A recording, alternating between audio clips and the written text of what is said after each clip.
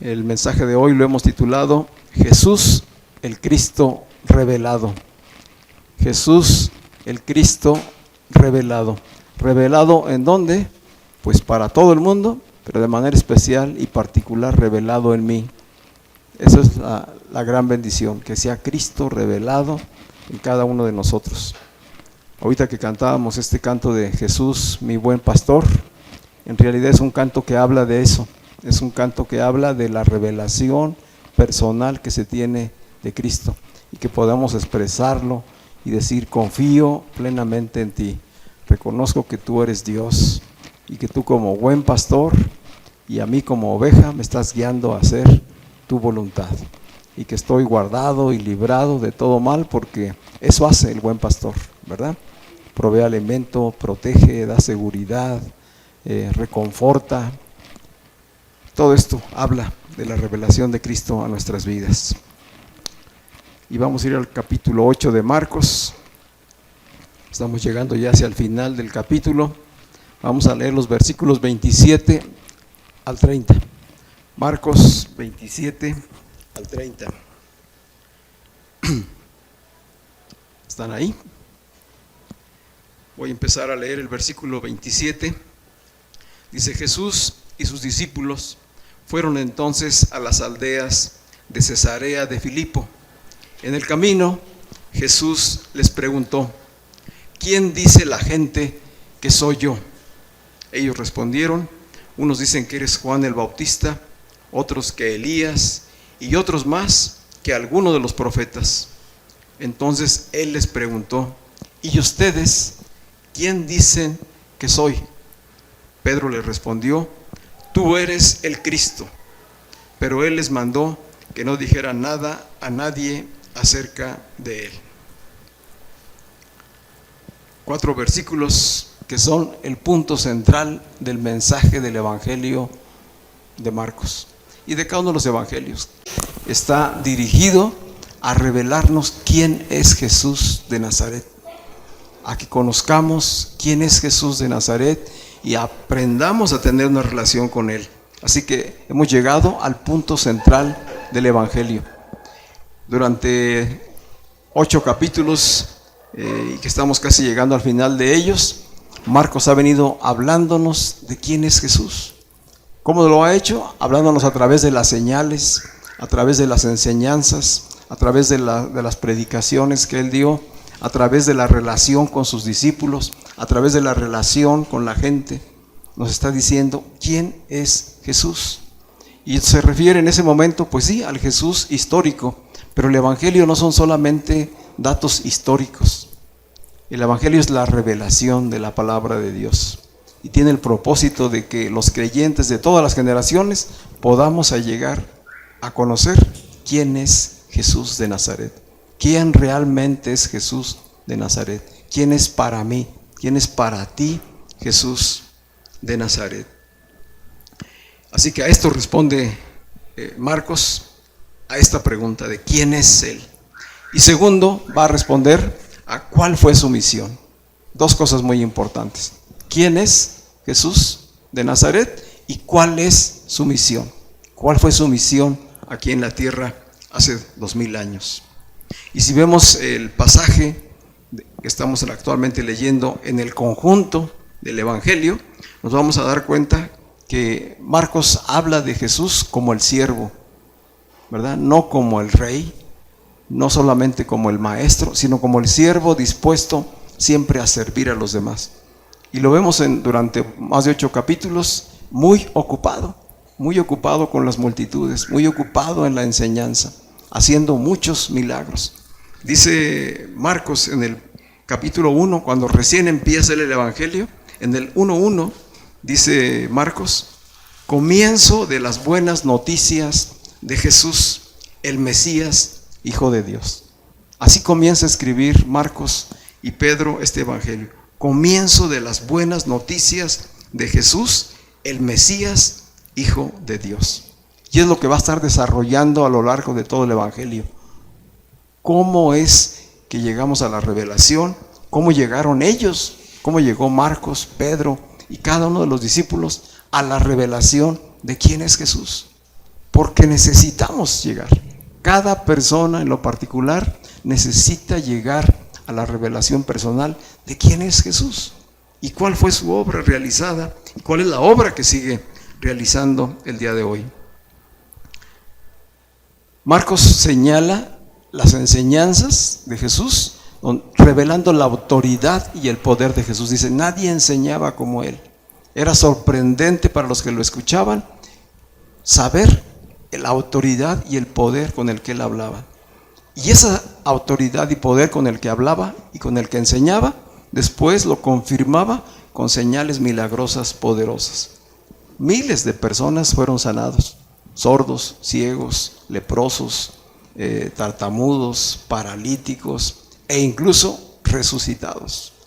Varias personas fueron resucitadas mediante Jesús, de tal manera que, como les daba a conocer hace 8 días allí en Isaías capítulo 35, no hubo ninguna duda de que la profecía se estaba cumpliendo en Jesús, que Él era el Mesías, el Hijo de Dios anunciado, y que las señales y la enseñanza, la palabra que Él daba, confirmaban todo lo anunciado por los profetas.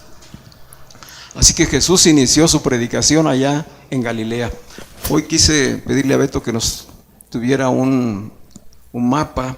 Hemos estado hablando de esa región, pero pues es bueno tener una ubicación visual de dónde estaba esto, ¿verdad? Entonces, esa es la región de Galilea. Ahí sí la alcanzan todos a ver. Y está, sí, en verde, y está el lago de Galilea, o lago de Tiberíades también, así se le llamó, o lago de Genesaret, o mar de Galilea. Son nombres que hablan de ese punto azul que está allí señalado como el lago. Y Jesús anduvo alrededor de toda esa región y alrededor de todo el lago de Galilea, predicando, enseñando, haciendo milagros, haciendo señales. Y hace 8 días hablábamos de que llegó a Betsaida, que se encuentra allí en la parte norte del lago. Dice, en ese punto está. Y de allí partió para llegar a Cesarea de Filipo. O sea, a 40 kilómetros hacia el norte, allá en aquel punto rojo que se ve allá. Eran 40 kilómetros, hizo un recorrido caminando con sus discípulos para llegar hasta ese lugar. Y allí es donde está teniendo este diálogo Jesús con sus discípulos. Él nació en Belén, después vivió en Nazaret, que es el punto principal central allí en Galilea, y de ahí se fue a vivir a Cafarnaúm, donde era el lugar de los pescadores, y de ahí empezó a recorrer todas las aldeas y ciudades. Estamos hablando de 3 años de ministerio público, 3 años de ministerio público caminando, recorriendo cientos de kilómetros, y sus discípulos con él, siendo testigos, siendo enseñados de una manera personal. Así que sí llegamos a este momento donde Jesús va caminando ya por las aldeas de Cesarea de Filipo y comienza a hacerles estas preguntas que ustedes escucharon. ¿Quién dice la gente que soy yo? Primera pregunta. Segunda pregunta, ¿quién dicen ustedes que soy yo? Pero antes de responder a la pregunta, hablemos un poquito acerca de qué era o qué importancia tiene Cesarea de Filipo. Cada uno de los lugares que visitó Jesús, cada aldea, cada ciudad, tiene un propósito. No estaba Jesús simplemente caminando ahí a ver a dónde llegaba, ¿verdad? No, había un propósito. Cada nombre, cada persona con la que tiene un encuentro, cada milagro que se destaca, es con propósito. Los evangelios tienen una estructura, es decir, la persona que lo escribió, en este caso Marcos y Pedro, tuvieron una experiencia viva. Así como estamos nosotros frente a frente, así estuvieron ellos con Jesús, hasta que tuvieron una revelación personal, no solamente de quién era físicamente, sino de quién era en el Espíritu Jesús, que era Dios mismo encarnado, Dios mismo hecho hombre y estando ahí frente a ellos, haciendo las señales, enseñándoles y buscando que ellos se prepararan para la misión que tenía para ellos. Y luego ellos escribieron esto 30 años aproximadamente después de que Jesús había resucitado. Es decir, que lo que estamos leyendo es el testimonio completo. ¿Cómo empezó? Desde su nacimiento Jesús, su ministerio, su muerte, sepultura y resurrección, y cómo la revelación que obtuvieron ellos. Entonces ellos escriben, y todo lo que están escribiendo lleva un orden y lleva un propósito para nosotros hoy, para nuestra enseñanza, para nuestro ejemplo, para que aprendamos a vivir la vida en Cristo. Así que en este caso Cesarea está seleccionada con un propósito. Llegó hasta la parte más al norte. La Cesarea de Filipo estaba a los pies del monte Hermón. El monte Hermón es donde nacen las fuentes del río Jordán. Es un monte de mucha altura, de tal manera que siempre está nevada, su parte más alta, y en el deshielo surgen las aguas que vienen a dar al río Jordán y otros afluentes. En el caso de Cesarea, allí nacían manantiales, allí nacieron ramales que alimentaban el río Jordán. Entonces Cesarea era un lugar de mucha agua, era un lugar fértil, era un lugar de mucha vegetación, un lugar hermoso, no lo podemos imaginar, ¿verdad? Pero era también un lugar de mucha idolatría. Precisamente como había tanta belleza natural, como se manifestaba la gloria de Dios en ese lugar, la gente no le daba gloria al Creador, sino se desvió. Y en ese lugar levantaron muchos ídolos a diferentes dioses, en especial a un dios que se llamaba Pan, un dios griego que le llamaron Pan. ¿Quién es el pan de vida? ¿Verdad? Entonces ya vamos viendo que no hay coincidencias. El pan de vida, el verdadero pan de vida, está llegando, ¿verdad?, a Cesarea de Filipo, donde supuestamente está el dios Pan griego que les hacía milagros a los gentiles, a los paganos. Allí en una cueva, que hasta hoy existe esa cueva, estaba el ídolo al que se le adoraba y que se le llamaba Pan. Pero además la figura tiene que ver con cuestiones demoníacas y con sacrificios y orgías y cosas muy desagradables que hacían ahí tanto los griegos como los romanos. Era un lugar de mucha idolatría. Ese lugar además fue dado por César, el emperador romano, a Herodes el Grande, como parte de la región que Herodes iba a reinar, incluyendo todo Israel. Y a cambio de eso, Herodes le construyó un templo al César. A César Augusto le construyó un templo y le hizo una imagen, y entonces toda la gente iba a adorar allí al César como Dios, porque para ellos era el Dios. Era el rey, el emperador, el hombre de mayor autoridad, el que estaba allí y al que se le adoraba. Entonces había dioses paganos y había el Dios en la figura, en la imagen del emperador. Y la gente acudía allí. Era un templo especial construido para eso. A ese lugar llegó Jesús. En ese lugar es donde Él tiene este encuentro con sus discípulos y empieza a hacerles estas preguntas. ¿Era importante? Claro que sí. ¿Habría un rey mayor que Jesús? Él es el Rey de Reyes y Señor de Señores. Allí iba a decirles quién era realmente quien tenía la autoridad.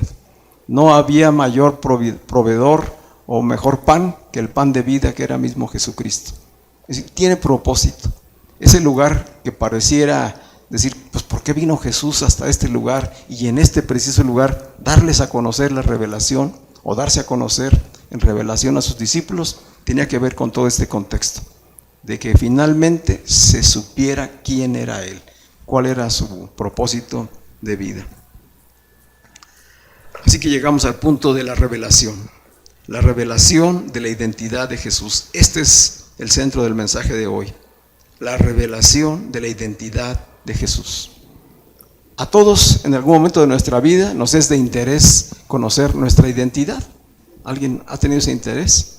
Es decir, realmente quién soy, de qué padres provengo, quién es mi familia, qué es lo que constituye mi persona, mi carácter, mis cualidades, mis debilidades, mi formación profesional. Todo eso va conformando una identidad, una personalidad.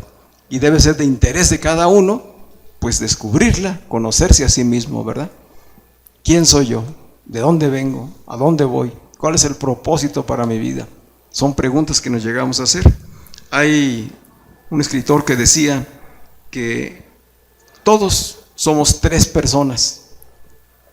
Aquella persona que tú crees que eres, aquella persona que otros piensan que tú eres y la persona que realmente eres, psicológicamente hablando. A esta declaración nosotros hoy agregaríamos que tú eres la persona que Dios dice que eres. Esto es lo que hace la diferencia. Entonces Jesús está en ese proceso de confirmar y descubrir quién es verdaderamente Él. Y le dice a los discípulos, ¿quién dice la gente que soy yo? Dice el versículo 27. Jesús les preguntó, ¿quién dice la gente que soy yo? De la respuesta que le dieron los discípulos, se entiende que la gente tenía una buena opinión de Jesús. Empezaron a decirle, unos dicen que tú eres Elías. Otros dicen que tú eres Juan el Bautista resucitado. Otros dicen que eres alguno de los profetas. Es lo que dice la gente. Y era una buena opinión, solamente que ninguno llegaba al punto de la revelación. Porque unos estaban hablando de una reencarnación. El profeta Elías reencarnado ahora en Jesús. Jesús no era una reencarnación de Elías. Otros estaban diciendo, es Juan el Bautista que resucitó. Jesús no era un resucitado, no era el resucitado de Juan el Bautista. Tampoco era solamente alguno de los profetas. Los profetas fueron los precursores que anunciaron que algún día llegaría el Mesías. Jesús no era un precursor más, Él era el Mesías anunciado. Pero la gente tenía diferente información. Para algunos que conocían la historia, la profecía, pues era un gusto ver a Jesús, hacer las señales que hacía, recibir las enseñanzas, porque decían ellos, por fin hay nuevamente profeta en Israel. Después de 400 años que no había habido una voz profética para el pueblo de Dios, finalmente hoy tenían un profeta, pero no alcanzaban a ver quién era él. De tal manera que ni el pueblo, ni los gobernantes, ni los religiosos, ni los estudiosos de la palabra habían llegado a la revelación de quién era Jesús. Ni los discípulos, que llevaban ya 3 años caminando con Él, habían llegado a la revelación. De ahí la pregunta de Jesús, ¿quién dice la gente que soy yo? ¿Por qué no podían entender? Porque había un velo que se los impedía. La palabra revelación quiere decir quitar el velo. Entonces, antes de la revelación hay un velo que impide conocer quién es realmente Jesús. Y si nosotros revisamos la historia de la humanidad, nos vamos a dar cuenta que a lo largo de toda la historia hay mucha discusión, hay mucho debate acerca de esta pregunta. ¿Quién dice la gente que soy yo? ¿Sí se han dado cuenta ustedes? Que la identidad de Jesús es motivo de un gran debate. Lo ha sido durante toda la historia, desde hace 2000 años. Para algunos, hoy día, dicen que Jesús fue un maestro judío que se rebeló contra la religión de su tiempo y que se convirtió en un revolucionario social de esa época. Y algunos creen esto. Pues sí, Jesús, el revolucionario, el rebelde, el que se opuso a la religión judía. Para otros, Jesús es un maestro de vida y un iluminado, como lo fue Buda, o como lo fue Mahoma, o como lo fue Gandhi. Así lo comparan. Jesús es uno más de los iluminados, de los hombres especiales, de los maestros de vida que ha habido en la humanidad. Esas son otra versión acerca de Jesús. Otros más dicen, no, Jesús solamente fue un predicador muy carismático que logró convencer y persuadir a las clases pobres judías y todos le siguieron, y por eso hacía las señales que se presentaron. Dicen ellos, la verdad es que a ese maestro se le creó toda una leyenda. La religión escribió cosas acerca de él que no existieron, ¿verdad? Por eso se conoce tanto de Jesús. Así dice la gente.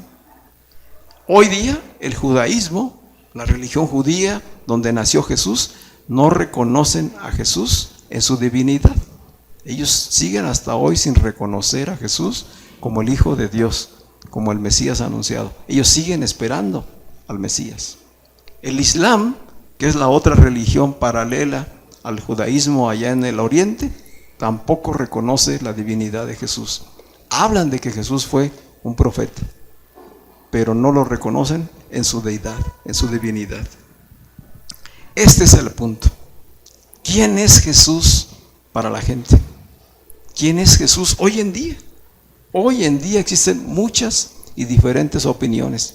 Si ustedes van a los periódicos, a la internet, a los diferentes medios de comunicación, si escuchamos a las diferentes personas, cada persona, cada religión, cada organización tiene una versión acerca de Jesús, tiene una opinión acerca de quién es Jesús.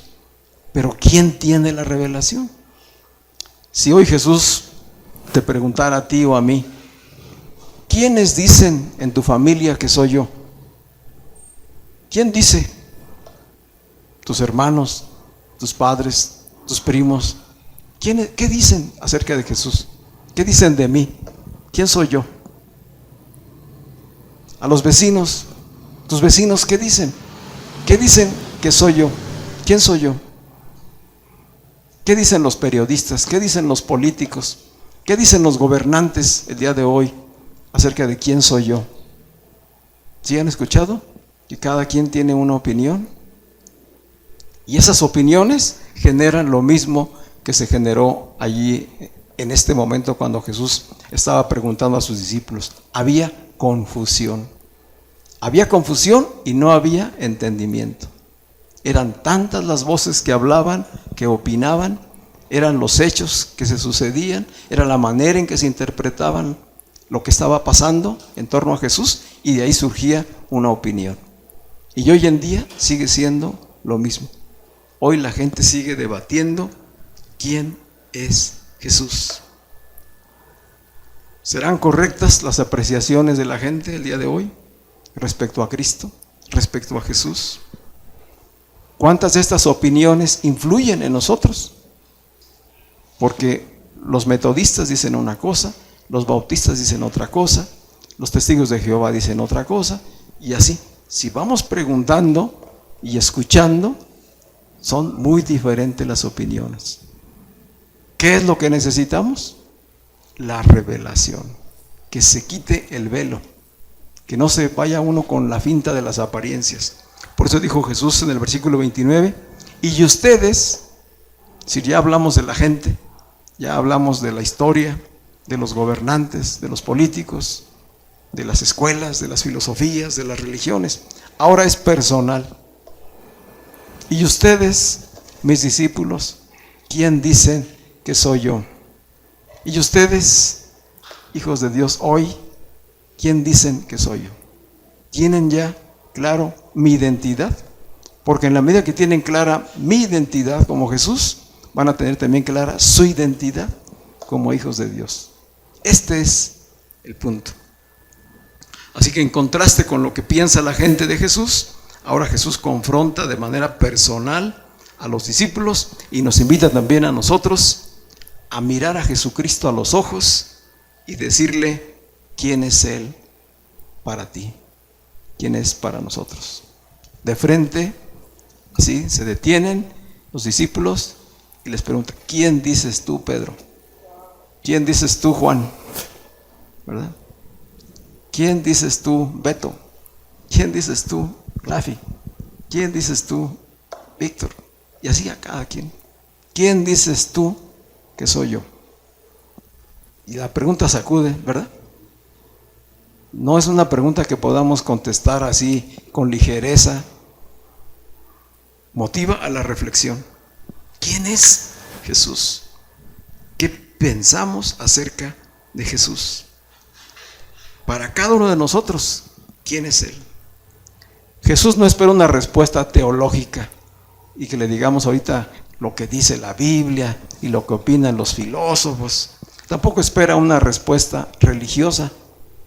Pues el maestro dice o la Biblia dice.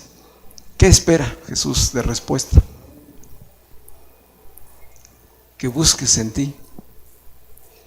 ¿Quién soy yo para ti? ¿Qué tanto me conoces? ¿Qué tanto sabes de mi verdadera identidad? Así que es motivo de reflexión, de hacer una pausa y de tomar conciencia de esta pregunta. Esta pregunta está siempre presente para los hijos de Dios. ¿Quién es Jesús? Conlleva o implica ser muy sinceros con nosotros mismos, ser muy honestos, implica intimidad y compromiso, implica hablar de la relación que yo tengo con Jesús. Al responder, voy a decir realmente cuál es mi relación con Él, en qué lugar lo tengo en mi vida, qué prioridad ocupa Jesús en mi vida. De manera pues que la respuesta es comprometedora. La respuesta implica responsabilidad, implica entendimiento. Es una respuesta que no podemos eludir. Todos en algún momento, cada persona en algún momento va a tener que responder esta pregunta. ¿Quién es Jesús para mí?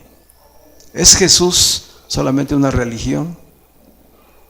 ¿Es Jesús el Jesús histórico de las películas, incluso de la Escritura?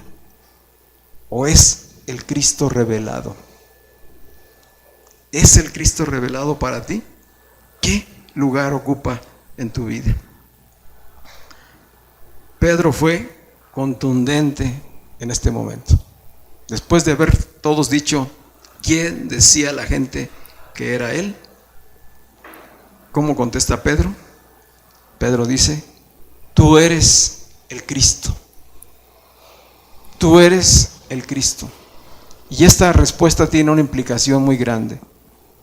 Decir tú eres el Cristo, es decir, tú eres el Mesías anunciado. Tú eres el ungido de Dios. Tú eres el Hijo de Dios. Tú eres el Dios mismo anunciado que vendría a liberar al pueblo de Dios, al pueblo de Israel. Tú eres el que vendría a cumplir la promesa. Tú eres el del linaje de David, que viene a tomar el trono, que viene a poner nuevamente a Israel en el lugar de autoridad. Tú eres el Mesías anunciado. El Mesías es en la parte hebrea, el Cristo es la parte en griego. Es decir, Mesías y griego, Mesías y Cristo son sinónimos, solamente en diferente idioma. El Mesías en el hebreo, el Cristo en el griego. Pero ambos hablan del Hijo de Dios, del ungido de Dios, que viene a liberar a su pueblo. Entonces, esta es la declaración que hace Pedro. Y Mateo, en el capítulo 16, versículo 16, agrega una frase más, que Pedro dijo: tú eres el Cristo, el Hijo del Dios viviente. Tú eres el Cristo, el Hijo del Dios viviente. ¿Qué significa esto? Que Jesucristo es Dios mismo, el Hijo del Dios viviente. Es Dios encarnado, Dios en la condición de hombre, habitando en medio de nosotros. Eso es lo que implica la declaración. Por eso Jesús le contesta en el versículo 17 de Mateo 16: dichoso eres, Pedro, dichoso eres, porque esto no te lo reveló ningún mortal, sino mi Padre que está en los cielos. Otra versión dice: esto no te lo reveló carne ni sangre. No es un asunto de naturaleza humana, es un asunto de revelación del Espíritu. Es el Padre quien lo reveló. De tal manera que nos enseña a nosotros que la revelación es un asunto de Dios para con nosotros. Es un asunto de gracia. Nosotros en lo personal, en nuestras fuerzas, en nuestro intelecto, no podemos hacer nada por tener la revelación precisa de quién es Jesús. Pero cuando el Espíritu de Dios viene a nosotros y en esa gracia nos ilumina el entendimiento, nos quita el velo, nos ayuda a ver quién es Jesús. Y entonces podemos decir igual que Pedro, tú eres el Cristo. Tú eres el Cristo, el Hijo del Dios viviente. Él es el Cristo revelado. Solamente que esta revelación que tuvo Pedro fue parcial, y la que tuvieron los discípulos, porque él está hablando a nombre de los discípulos en ese momento. La visión, el concepto de revelación en ese momento estaba todavía incompleto. Sí, Jesús es el Cristo, es el Mesías, pero ellos están pensando en el Mesías anunciado para el pueblo de Israel, aquel que viene del linaje de David, aquel que viene a tomar el trono de David, aquel que viene a nuevamente poner a Israel a la cabeza de todas las naciones, aquel que juzgará a las naciones para ponerlos debajo de sus pies. Y están pensando entonces en un Mesías, en un Cristo político, en un Cristo guerrero, en un Cristo de autoridad. Hasta ese momento, esa es la revelación que estaba llegando a sus vidas.